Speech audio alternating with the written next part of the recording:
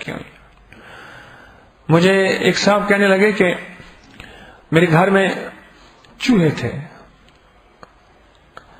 وہ کہنے لگے آپ نے عمل بتایا تھا سورت کون سی کتنی دفعہ 7 بار سورت ماعون ارأیت الذی یکذب یہ سورت ماعون یہ 7 بار کیڑوں کے لیے مکوڑوں کے لیے چوہوں کے لیے ان چیزوں کے لیے آخری چیز ہے. کہنے لگے گھر والوں نے پڑھا چوہے نہ گئے پھر پڑھا پھر نہ گئے پھر کہنے لگے گھر والوں نے مسلسل اس کو پڑھا ایک دفعہ میں نے پڑھا کہنے لگے دیکھا تو چوہے جگہ جگہ مرے ہوئے خود بخود پائے گئے. کس نے مارا کوئی خبر نہیں. یہ واقعہ سنا کہ میں ایک نقطہ بیان کرنا چاہتا ہوں. وہ نقطہ یہ ہے کہ اکثر خواتین وظیفے پڑھتی ہیں مرد نہیں پڑھتے. بعض مرد تو مجھے آتے ہی کہہ دیتے ہیں بیوی پہلے سے مشورہ طے ہوتا ہے کہتے ہیں میرا شوہر قرآن شریف نہیں پڑھا ہوا اور شوہر بھی بالکل خاموش ایسے خشوع خضوع میں بیٹھا ہوتا ہے. اور پتہ ہے کہ وظیفہ بتائے گا تعویذ وغیرہ تو میں اکثر دیتا نہیں میں تو اعمال بتاتا ہوں. او خو شوہر کہتا ہے اللہ والو یہ مردوں سے عرض کر رہا ہوں مرد نے جب پڑھا اور یقین سے پڑھا اللہ پاک نے کام بنا دیا. غیبی وعدوں پہ یقین رکھیں. جو اللہ کے غیبی وعدے ہیں نا ان پہ یقین ہو. بس میں نے یہ عمل کرنا ہے میرے اللہ کی مدد میرے ساتھ ہو جائے گی. میں نے یہ عمل کرنا ہے میرے اللہ کی ذات عالی کا تعلق میرے ساتھ ہو جائے گا. میں نے یہ عمل کرنا ہے اس عمل کے اندر اللہ کی جو حفاظت ہے اور اللہ کی جو مدد ہے اور اللہ کی جو طاقت ہے وہ میرے ساتھ آ جائے گی. بس ختم. اس عمل کے اندر جو حفاظت ہے جو طاقت ہے اور جو قوت ہے وہ میرے پاس آ جائے گی. یہ سورۃ الماعون قدرتی اگر بات اس کی چلی تو میں عرض کر دوں کہ سورۃ الماعون جو ہے میں بات تو اصل میں آج بچوں پہ کر رہا ہوں لیکن اس میں بات چلی سورۃ الماعون جو ہے اللہ والے اس کو گھر میں پڑھا کریں 7 دفعہ کوئی مسئلہ نہیں ہے. ہلکی اونچی آواز میں. سورۃ الماعون کے اندر طاقت ہے جنات شیاطین کو ختم کرنے کی اور جراثیموں کو ختم کرنے کی. یہ جو جراثیم ہے نا یہ جراثیم کی جو تھیوری ہے پیتھولوجی کی اس تھیوری کے اندر اگر کوئی بندہ ڈوب جائے وہ جنات کی دنیا تک پہنچ چلا جاتا ہے. اس بیکٹیریا اور وائرس کو ذرا تھوڑا سا ریسرچ کر لینا کسی اور نظر سے وہ جنات کی دنیا تک چلا جاتا ہے. میں صحرا میں گیا ابھی تو صحرا میں بل تھا. میں نے کہا دیکھیں یہ بل یہاں ہے اور یہ حدیث یہاں سمجھ آتی ہے کہ حدیث میں آتا ہے کہ بلوں میں پیشاب نہ کیا کرو وہاں جنات کے رہنے کی جگہ ہے.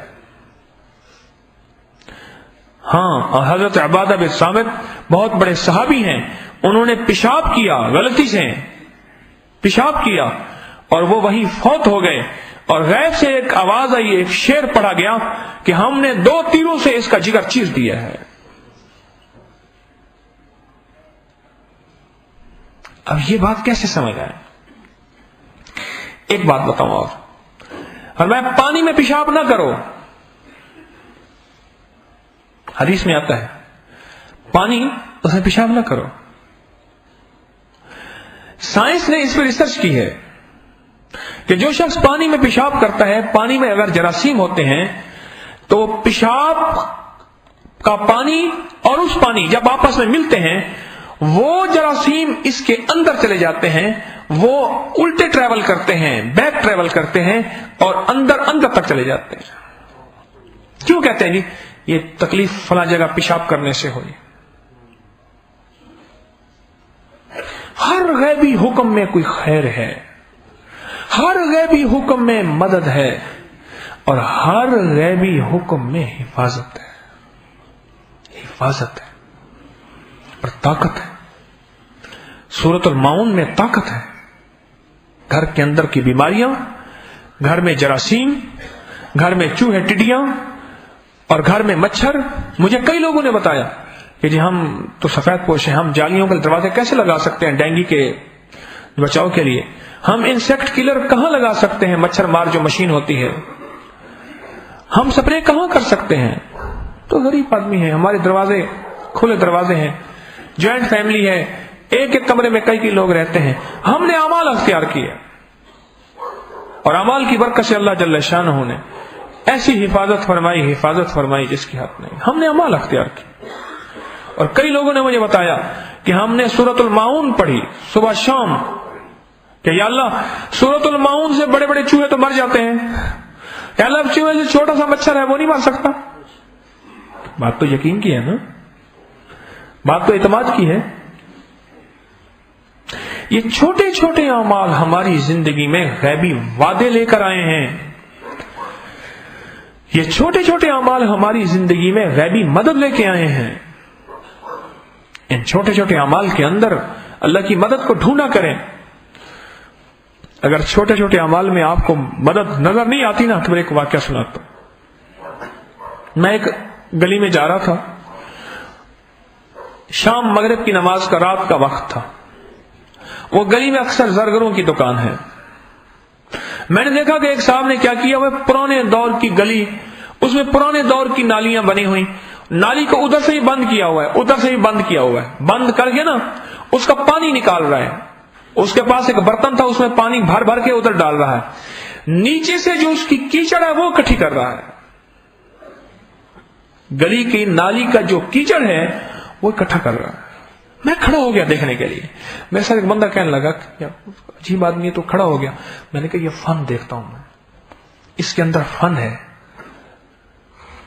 میں نے اس سے پوچھا، میں نے کہا کتنا ہو جاتا ہے؟ کہنے لگا ماسا تو گیا ہی نہیں کہیں.